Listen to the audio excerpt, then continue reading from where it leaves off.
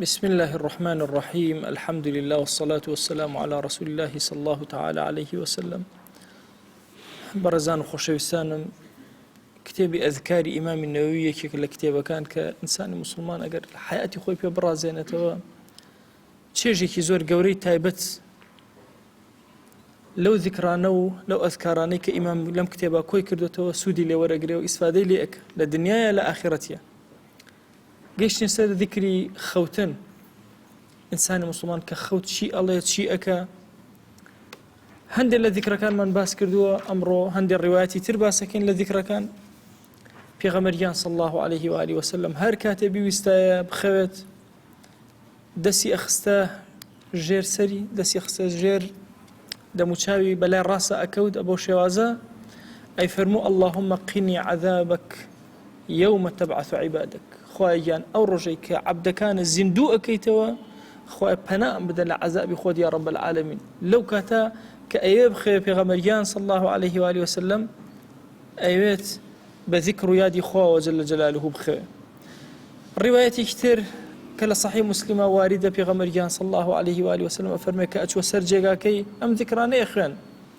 أيوة اللهم رب السماوات ورب الأرض ورب العرش العظيم هو پروردگاری آسمان كان وپروردگاری الزوي پروردگاری عرش عظيم وقورا ربنا ورب كل شيء پروردگاری ايما وهرچيشتا فالق الحب والنوى هو پروردگاری تو كان سواء دانوي لبن يانا توك رق تقبل لنا وزوية هر هميان أتقينيت هميان صوز أكي تشين أكي منزل التوراة والإنجيل والقرآن هو پروردگاری توراة وإنجيل وقرآن هنا يا إخوارا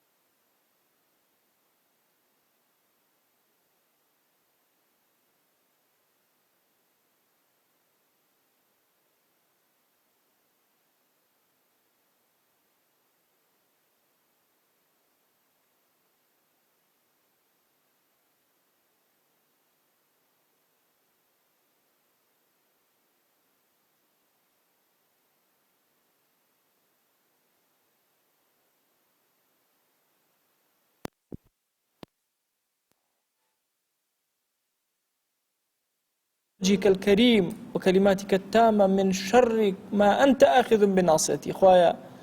پنا أقرم بدا مشاوي شيريني تو خوايا پنا أقرم بكلماتي طوابي تو لشر هرشتك كنو چواني بدسي تو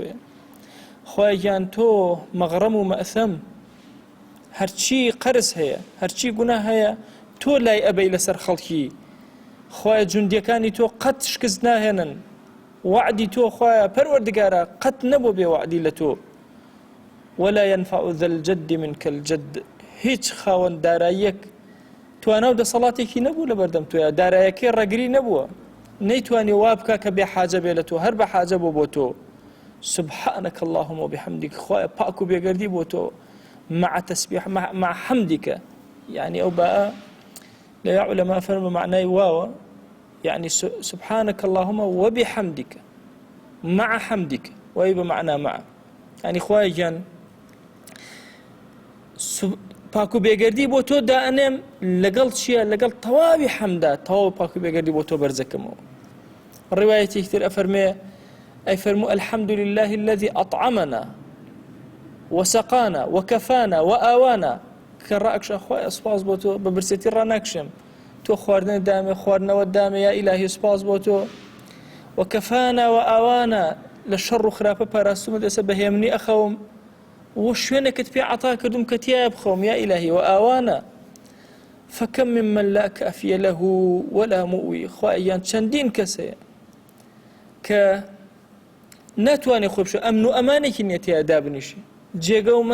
مەسکەنێکی نییە تیا بخەوێ سوپاسە ئەەکەم خوایە کە ئەوانت بە من عەتا کردووە.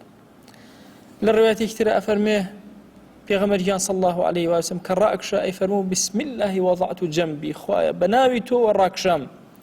اللهم اغفر لي ذنبي خوایان لە گوناهەکانە ببورە واخسئ شيطاني خسئ يعني دەم بەستن و دوور خستنەوە يعني خۆیان شەیطانەکەم دەم ببەسە و دووری خەرەوە لێم وفك رهاني خۆیان بەسراویەکانی من بەربدە چۆن ئەڵێ فەکی ئەسیرکە ئەسیر دەسی ئەوە بەسراوەتەوە دەسی ئەەکەیتەوە يعني ئێمە لە چیان ڕێهانین هەموو ئینسانەکان لەناو گوناهە لەناو قەرزە هەندێک جار ئەبنە ڕیهان ئەبەسرێنەوە خوایان نەجاتم دەواتە لە گوناهەکانم ببوورە هەر قەرزێکی شەیە بی دەرەوە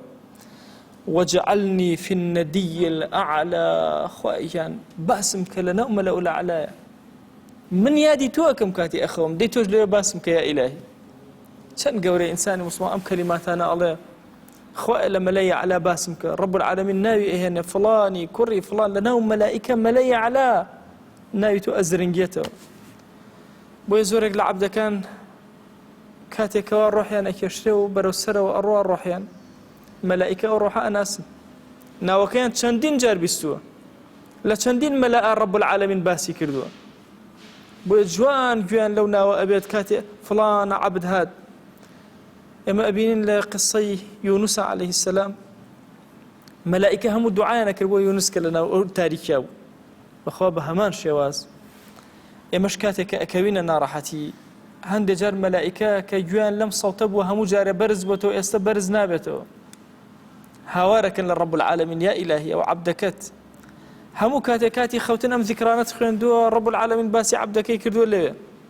عەبدەکە نەخۆش کەوتووە ناتوانێت ذیکرەکانی بخوێنێ یان زمانی شکاوە لە سەرەمەرگە مەلائیکە سبحان الله باسەکەنەوە یا ئیلاهی ئەم عەبدە ئەم هەڵەیە یا ئیلاهی ئەم ساتە کە ئێستا ساتی ئەوەیە خوایان عەبدایەتی لەوە بەرزە بوو ئێستا بەرز نابێتەوە. بۆی هەندێک لە زانایان ئەفەرموون سەدەقەی جاریە بۆ ئینسانی موسڵمان کاتێک کە زیندووە بە دوایە بڕوا بریتێ لەو عەبدایەتیانەی کە مواظەبەی لەسەرەکە بەردەوام ئەیکە هەر کاتێ نەتکرد بەهۆی عوزرەوە هەر بە دواتە دێ سەفەرت کرد پێت نەکرا نەخۆش کەوتی مشکلەیەکت هەبوو فریای ئەو ذیکر و ئەو تاعەتە نەکەوتی کە ئالوودە بووی پێوەی ئیلا بە کامیلی بۆتە نووسر چۆن ئەمری سەدەقەی جاریە بە دواتە هەر خەیرەکەی دێ ئەمەش هەر کاتێ ئینقیتاعت کرد لەو عیبادەتەکە هەر بە دواتە دێ مەلائیکە هەر ناو دەهێنن هەر باس دەکەن. بۆیە ئەم کەلیمەی خوایە باسم کە لە نەدیە لە ئەعلا زۆر گەورەیە خوایە لە لای مەلەئو الأعلا باسی من کە چۆن نەدووەیەکی زۆر گەورە خەڵکێکی زۆر گەورە تیا دانیشتە بێ مەلەئی ئەعلا ئەخیر پلە بەرز نزیک و مقەڕەب لەخوا ناوی تۆ لە ناویانە ئەهێنرێ و باسی تۆ ئەکرێ.